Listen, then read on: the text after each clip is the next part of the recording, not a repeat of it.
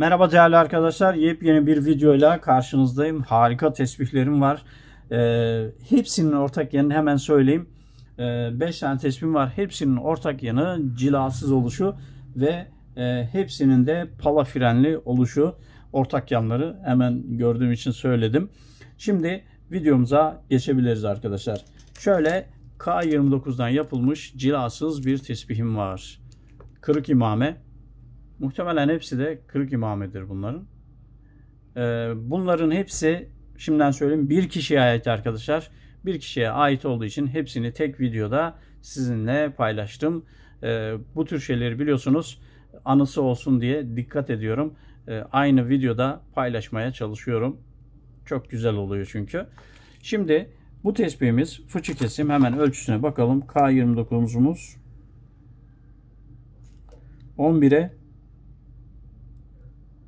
13. Bir daha bakalım. 11'e 13. Bu tespihimizin şöyle bir özelliği de var. Bu 5 tespihin şu özellikleri de var. Model bizim modelimiz. İşçilik Mehmet Çerçin'in işçiliği, hassas çalışılmış bir tesbih, bilginiz olsun arkadaşlar. Çok son derece hassas yapısında. Çekim aralığı biraz zayıf. Onu uzatabiliriz.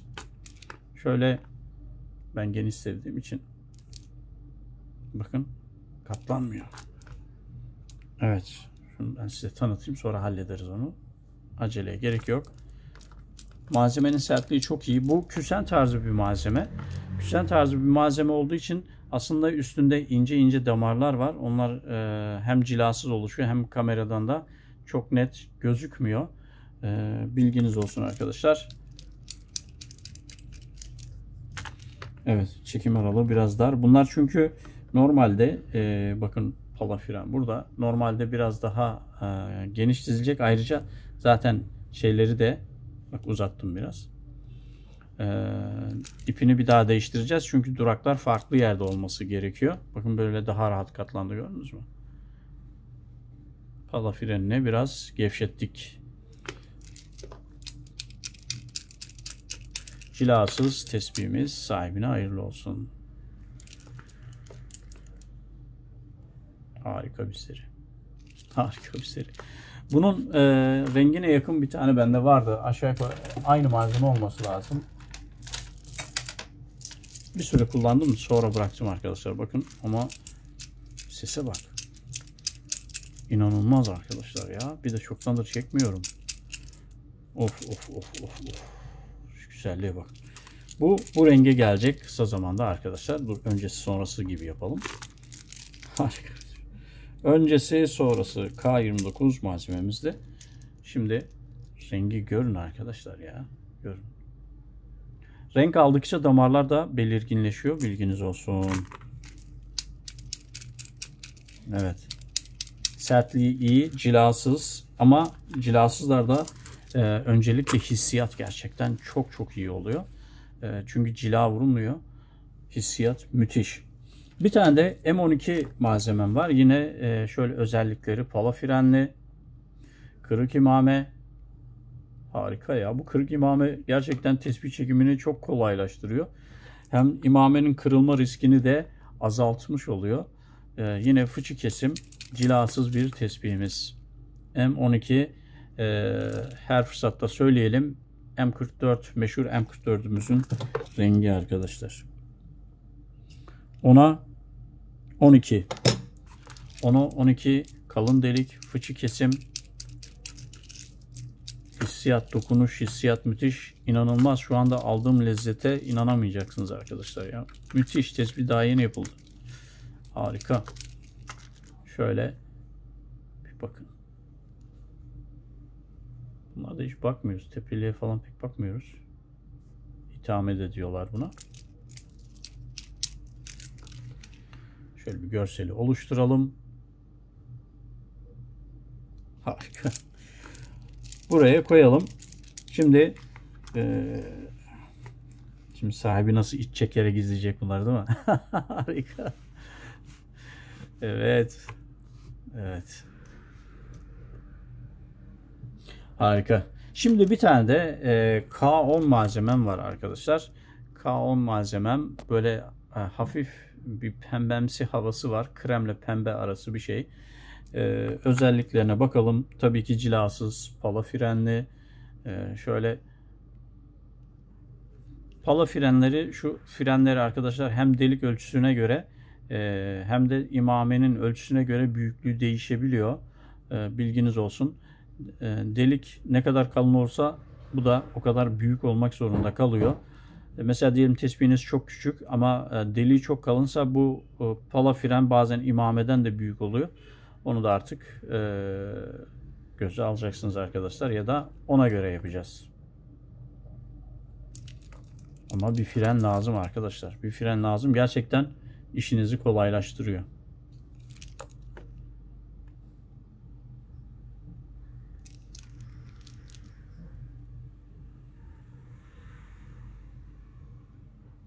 Tabii bu pala freni ustalar kendilerine göre geliştirebilirler, farklı yapabilirler.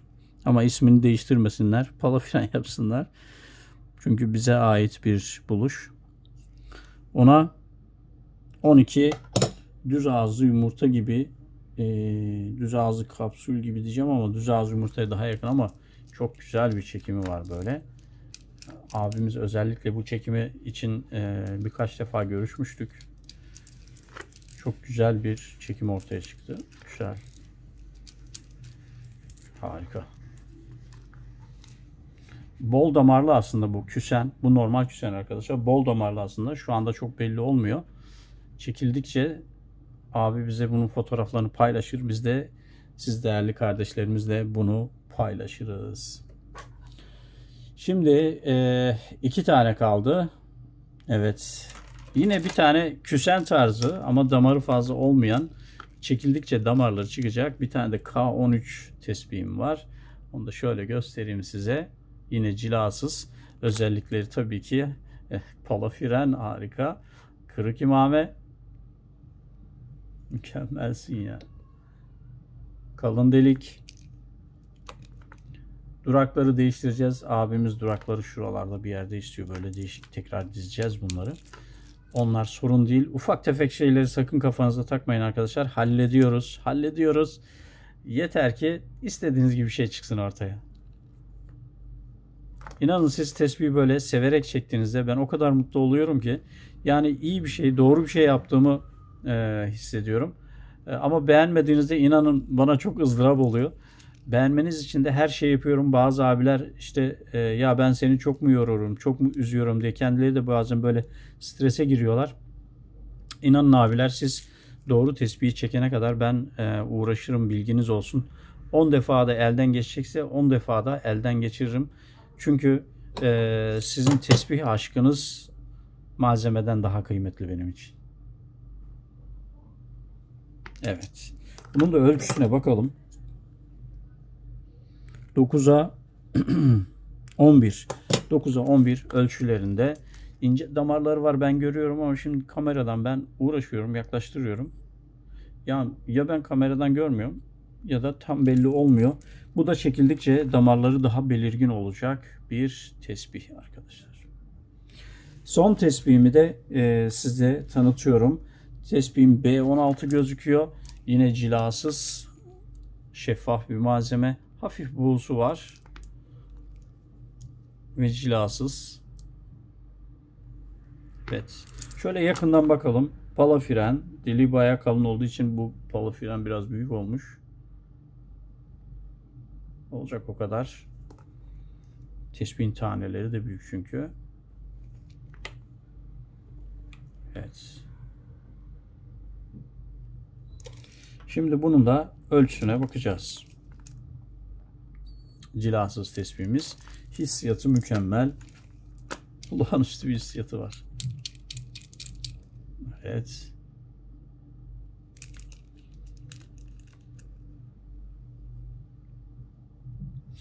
Bu güzelliklerle tanışmayan abilerimiz varsa onlardan da cesaret bekliyoruz.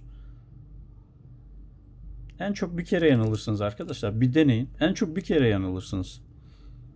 En çok bir kere yanılırsınız. Oldu ya hani dersiniz ben beğenmedim. Ya ikincisiye yanılma şansınız yok arkadaşlar. Ki ben size açık ve net söyleyeyim. Bir kere bu malzemeye bulaştınız mı zaten 2'si, 3'ü, 4'ü gelir. Bilginiz olsun. Öyle bir malzeme.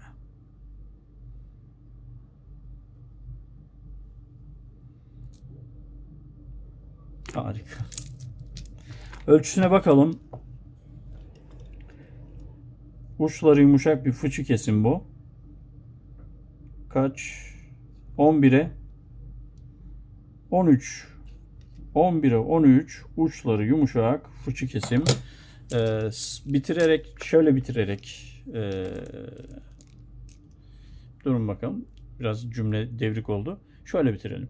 Şimdi arkadaşlar bu tespihlerin hepsi bizim modelimiz. Modelimizi neye göre tasarlıyoruz biz? Modelimizin tasarlama amacı şöyle. Çekim lezzeti, tesbihin ayrıca uzun ömürlü olması ve sizin elinizde olabildiğince sorunsuz bir şekilde dönmesi bizim ana temellerimizden biri. Aslında ana prensipler bunlar üzerine kurulu. Yani siz tesbihten lezzet alın diye olabildiğince tesbihi uyarlıyoruz arkadaşlar.